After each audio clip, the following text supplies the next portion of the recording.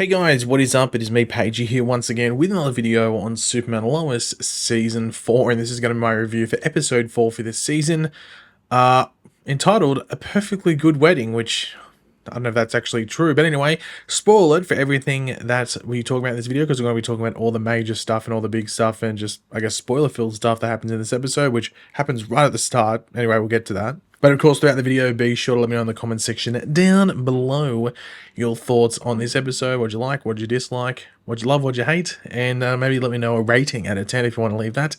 And just your favorite part. And also, theories and predictions moving forward into whether it's episode 5 or just later in the season. I can't believe it's already episode 4. I guess that double premiere week, if you want to put it, sped things along, obviously. The last episode, I mean, the clear and obvious thing to take from it was the death of General Lane, or General Samuel Lane, and via that, or via Doomsday, he was killed.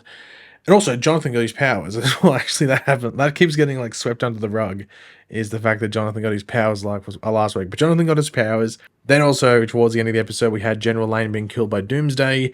But it was a bit of a hidden plan within there, because General Lane's heart was then donated to Superman, because at the time, General Lane had the Bruno Mannheim serum, which was derived from Superman's blood flowing through him. So therefore, his heart was compatible with Superman at that time. And at the end of the episode, Superman wakes up. But overall, this episode, I think it's weird. And I think this is probably the way I would word it. I think it was and it's not a major criticism, but I think it was definitely the weakest episode of the season. But, and this seems weird when you're saying, oh, this was the weakest episode of the season. It felt the most like a season, and it felt like the most, oh, sorry, let me try and rephrase my words there. It felt the most like an episode that we would have seen in seasons 1, 2, or 3. It felt like the most normal episode of the show, if that's the best way to put it, because there wasn't all this like epic drama going on and stuff like that in regards to like the massive heights and emotional stuff. It just felt very normal.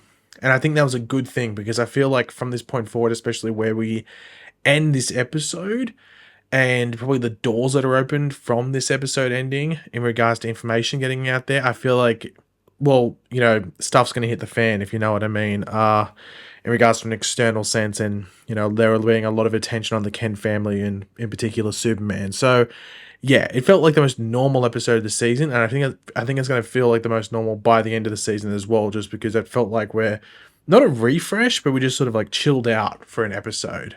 And I think that was the intention of the episode as well. But let's just break it down, and like we have to address it, man. Superman, back in the opening 10 seconds, I don't think anyone thought Superman was just going to rock up in the opening scene. I guess it makes sense, I guess, if you look at the end of last episode, he woke up, but I just assumed we'd be in this episode without him, and then maybe he might show up at the end. So I was surprised that he just sort of flew in and was there. I was legitimately surprised. However, it did do something that I thought would happen. And I guess they just put Superman on the opposite end of what I thought would happen. And that's that we did fast forward. We fast forwarded 3 weeks. And it was during those 3 weeks that we see Clark getting back to, well, the vibe of being alive. And getting used to, like, Jonathan having powers, for example, and stuff like that. And also the family, I guess, grieving General Lane's loss. So we're not just dealing like, oh, the day after, we have to deal with them still thinking about General Lane like every single day and stuff like that. So it helped with the grieving process there, but then it also helped in regards to Clark and, well, just, I guess mainly Clark getting back to his day-to-day life. So I thought they would do that going into this episode, considering the end of last episode, but I thought Superman would have returned at the end of that 3-week fast forward, not before it. So that's just where I was sort of like not put off, but surprised by it. But throughout this episode, we do have, well, to start off the episode, which sort of sets up the main storyline, I guess, we do have Kyle and Chrissy prepping their wedding. Of course, Kyle did propose to Chrissy last season after finding out that she was pregnant. And you can tell that Chrissy is a bit, not like angry or upset or anything, she's just a bit on edge, like overwhelmed is probably the best way to put it. And you can just sense that from just the way she's acting and stuff like that. While Cole is very like forward with it all, and he's like overly excited. And he's sort of like in like a no worries type of thing. Like nothing's gonna, you know, upset him or put him off, you know, wanting to marry Chrissy. Now we do have Clark training Jonathan, which was cool to see. Obviously it's a parallel to whenever he trained Jordan. Was it season 1 or was it season 2? Whenever it was. Now you can see immediately that Clark is very impressed, and they end up going for some harder training. They reference Fury Road as in like Mad Max Fury Road, and I guess see it, although it was on snow. And Clark was also impressed by Jonathan's Star Wars knowledge, I guess, as well. But they go for harder training, but this actually results in Clark having like heart issues and reaching for his chest, and he ends up sort of like passing out. I don't know if it was like a mini heart attack or it was just sort of like a bit of like him being like faint or something like that. But this is obviously a concern. Now, this plays into the larger issues that a lot of people predicted in regards to, General Lane's heart being put into Superman, the potential issues there. They do tease it a bit when Clark and Lois do have a conversation. I'll bring this up there, and like Clark saying like that he doesn't feel as strong and he like doesn't trust his own body. And there's almost like similarities there to Lois with what she went through last season and is still going through right now. And it's going to be interesting to see what happens over the next, I guess, the rest of the season, but in particular the next few episodes, especially if he has to use his powers, how that affects him. But I think they're clearly setting up something that happens in the series finale or something that we see, which could be a big difference in regards to what we're used to with Superman mythology, whether it's in the comics or live action stuff. So I'm very intrigued to see if they go down that route. I think a lot of people think they will. I'm not going to mention it yet because it could be a spoiler and I'd rather just play out. But it seems that they're setting it up. So when it gets to the point where we can address that, we'll talk about it. I might make a video on the weekend specifically about it. I just don't want to mention the review because it could, though it's a prediction, it could spoil what the series finale might do. So we'll get to that whenever we get to that. But we do have Lois and Chrissy seeking out Luthor's goons. They're trying to find them. In particular, Gretchen and Otis are the two ones they're looking out for. But at this point, Chrissy's wedding gets cancelled because the courthouse is flooded, I think it was, or like the particular level that the weddings are done on are flooded, so there's not happening. So an impromptu wedding is going to be held at the Ken farm via Lois hosting, and Chrissy at this point also asked Lois to be her maid of honor.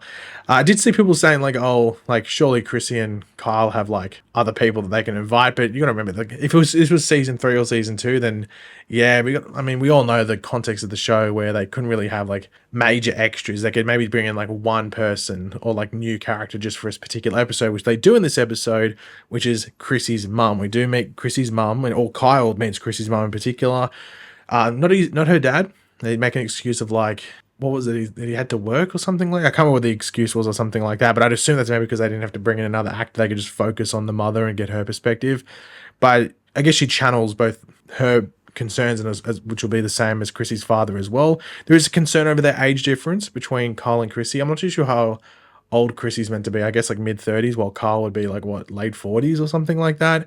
But overall, it just seems like Chrissy is hard to please, and she's more concerned over like Chrissy and her decision making and overall things like that. She doesn't like stand up for herself, and she just sort of like, yeah, she just doesn't stand up for herself. A bit of a pushover and stuff. So there's concerns overall with that, which Kyle has to deal with as well.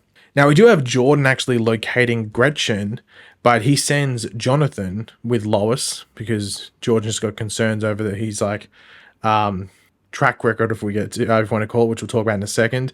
We do find out that Gretchen is actually called Cheryl. Her real name is Cheryl, and Cheryl is concerned that she's going to be killed by Lex Luthor, but she doesn't accept the help that's been offered by Lois. Now, obviously, that's just because I don't know, maybe she just doesn't trust and stuff like that. But also, you just don't know. She probably doesn't want to get other people involved and everything like that. I was interested that she did, like her actual name is Cheryl, just not Gretchen, but I guess that's how it is, I guess. But with Jordan, we do have Lois confronting Jordan about the issue with the phone call. We did see a bit earlier in the episode that Jonathan was replaying the phone call with like Lois making that decision to save Jonathan rather than him. And he's not really blaming Lois in this situation. He just feels that overall, like since he's got his powers, but even before that, he has been a failure and a constant letdown. So, and like with the powers, it feels like that should be reversed. He shouldn't be letting anyone down. He should be able to stand up and he shouldn't be failing. He's got these powers. Like, why is he failing? But he feels he's still managing to do that on every single like chance he gets. And now he's just offloading everything to Jonathan because Jonathan's sort of like taken to his powers like a duck to water, like just very quickly and without fault. Though there is a bit of a fault later with Jonathan in regards to this, but it's maybe not on the scale that maybe Jordan would, I guess. But I think Jordan will slowly get back into it. This is just a hurdle he has to overcome. I have seen people criticizing it, but you got to realize Jordan's a teenager about to enter adulthood.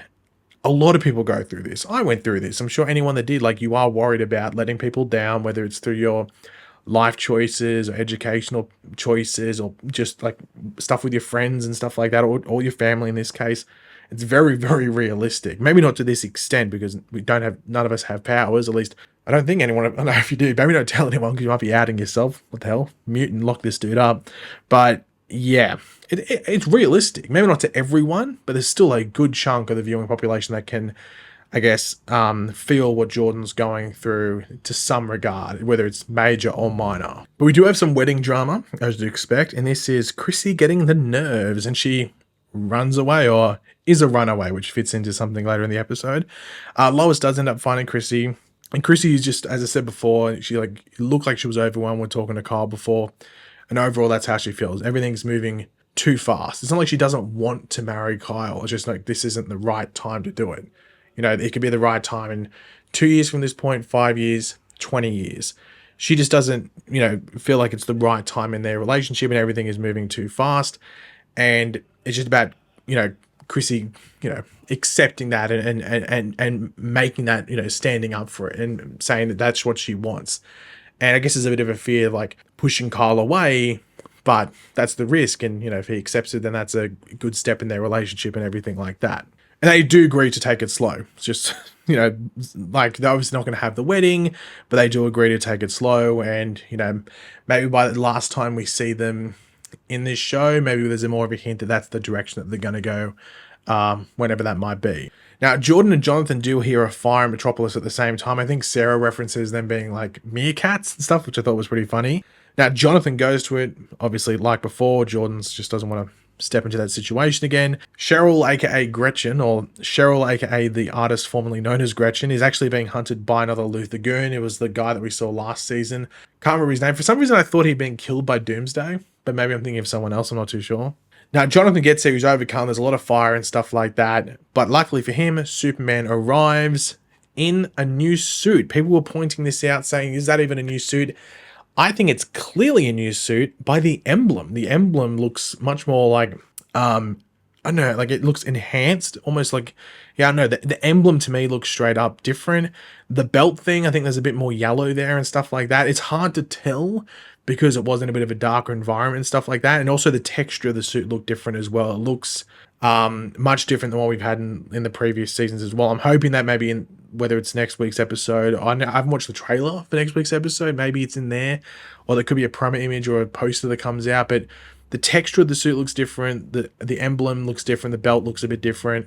So yeah, it's not like it's a major change. I saw people saying like, oh, they didn't even change. I'm like, bro, it's the Superman suit. Like, what do you want him to do? Make it like, no, orange? Like, what?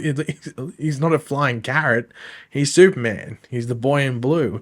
So not much is going to change. I know people are disappointed that they didn't get the black suit. I would have been very surprised if they went down that route because I don't think there was a need to, if that makes sense. I don't think there was specifically need to, but there could have been like a bit of an homage there or something like that.